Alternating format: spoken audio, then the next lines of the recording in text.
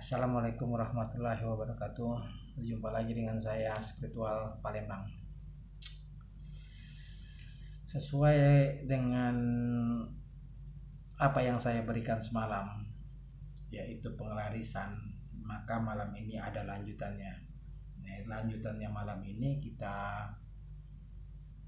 bahas masalah anti guna-guna atau anti santet atau juga dari gangguan-gangguan hal-hal yang negatif.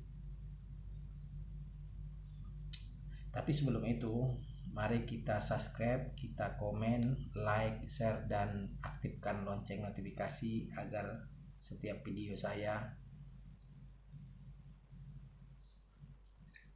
selalu update. Oke.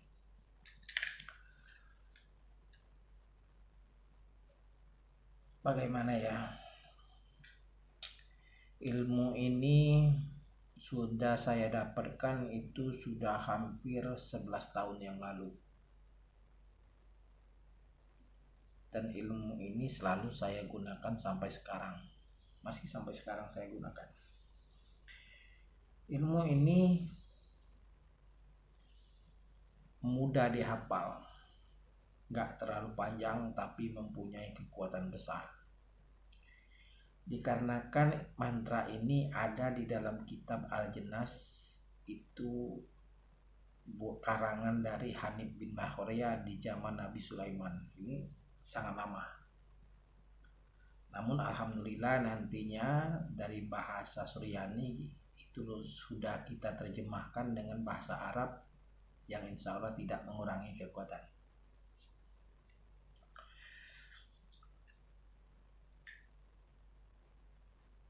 Kita jangan lama-lama lah ya, kita langsung mulai oleh karena penjelasan ilmu ini agak panjang. Jadi nanti setelah saya berikan mantra ini kepada kalian semua yang membaca atau yang nonton video ini, kalian harus hafalkan mantra ini ya.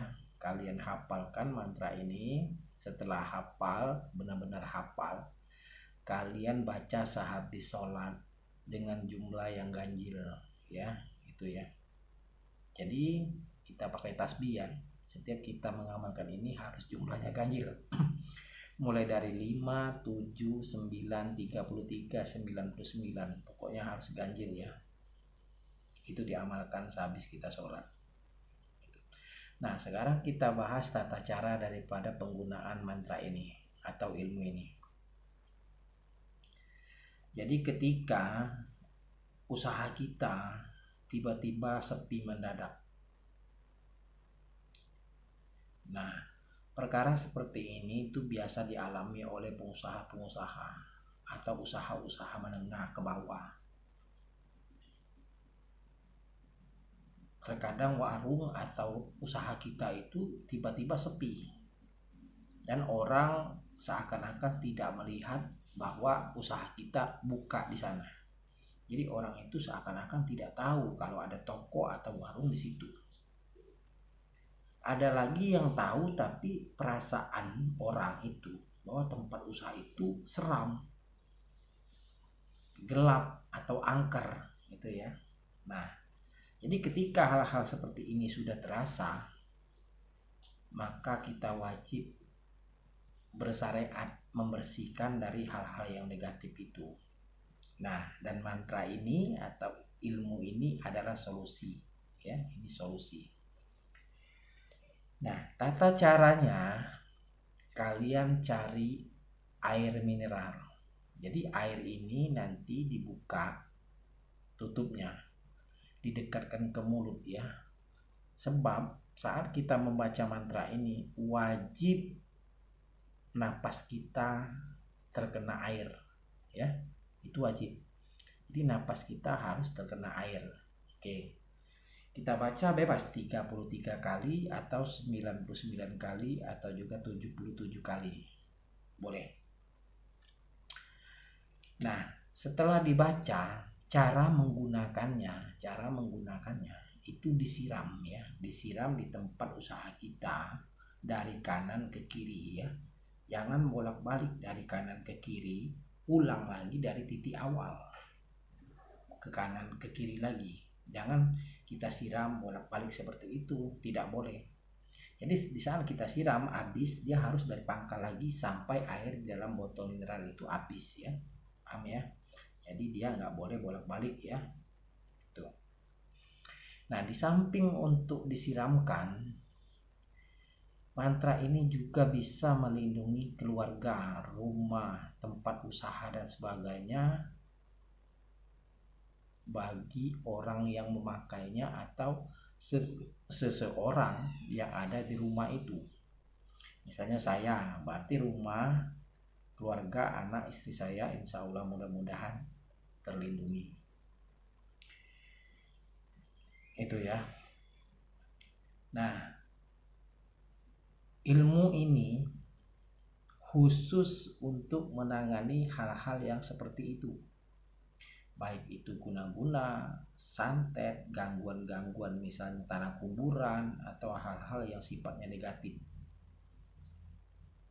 Nah, setelah kita lakukan seperti itu dengan air, kita lakukan dengan bacaan. Misalnya kita baca 3 kali tahan napas. Nah, setelah 3 kali tahan napas, berdoalah di dalam hati kita. Berdoa kepada Allah, minta tentara langit untuk turun, misalnya seperti itu ya. Nah, misalnya seperti ini. Berdoa kita baca ini 3 kali tahan napas, lalu ya Allah ya Tuhanku, turunkanlah tentaramu misalnya untuk membersihkan atau apa gitu, seperti itu ya. Pokoknya sesuaikan dengan kita ya, dengan kuasa Allah, seperti itu ya ujungnya ya, dengan kuasa Allah.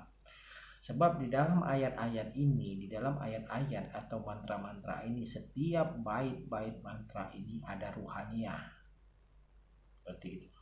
Ini menurut kitab-kitab Al-Jenas, termasuk juga apa yang dijelaskan oleh guru saya kepada saya, seperti itu. Jadi setiap ayat-ayat atau mantranya itu ada kandungannya, seperti itu ya.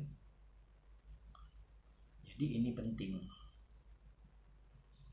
Dan ilmu ini ketika sudah menyatu dalam tubuh kita, jangan bicara yang bukan-bukan atau menyumpah atau mengutuk atau apapun.